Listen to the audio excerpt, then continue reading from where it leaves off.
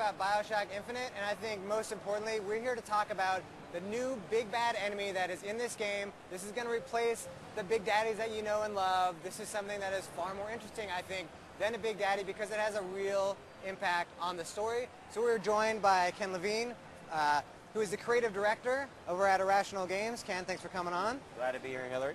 So can you maybe just explain who is Songbird and how does he fit in with the story of Bioshock? Sure. So you've seen the character Elizabeth. That Booker is Booker. Your character Booker's partner through this experience.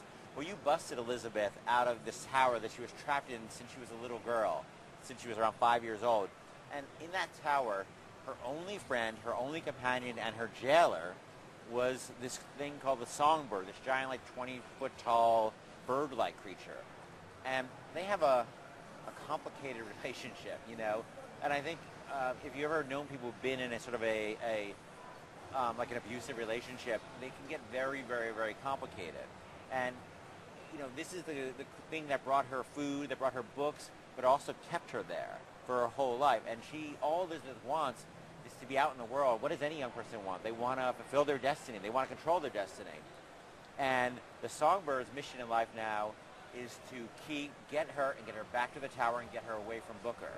And there's a scene at the end of the demo where he finds them finally, and the whole demo is he's searching for them.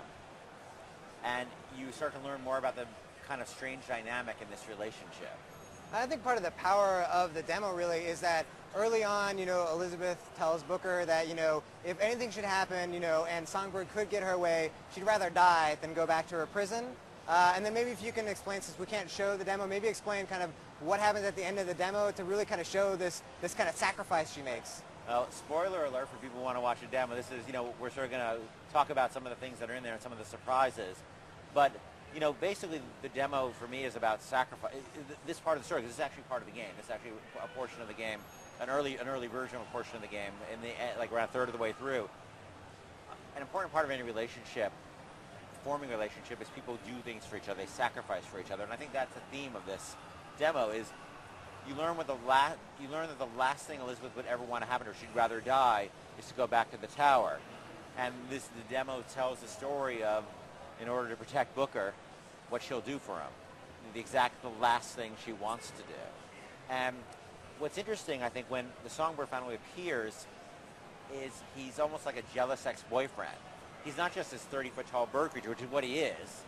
He's hurt and furious at her and at this guy who came and took her away. And Elizabeth, when she pleads with the Songbird not to hurt Booker and basically makes a deal with him that I'll go back with you if you spare him, the first thing she needs to do is, you've ever been in a fight with the girlfriend, or and they're mad at you and they don't want to look at you. So they look away, and the first thing you need to do is get in their eye line. You need to get their attention. You need to make them look at you. And there's this moment where Elizabeth's trying this huge creature, and it's like a fight between a fight to an arguing couple. And when I worked with John Mangagill, the animator, on who's this amazing animator we have, we talked about that. We talked about, John, you've been in a fight with your girlfriend. This is what it's like, and he just nailed that. Because it's one thing for me to say that about doing that with a 30-foot tall bird creature. It's another thing to actually make it work. And and so we talked about Elizabeth driving the act. She's the protagonist.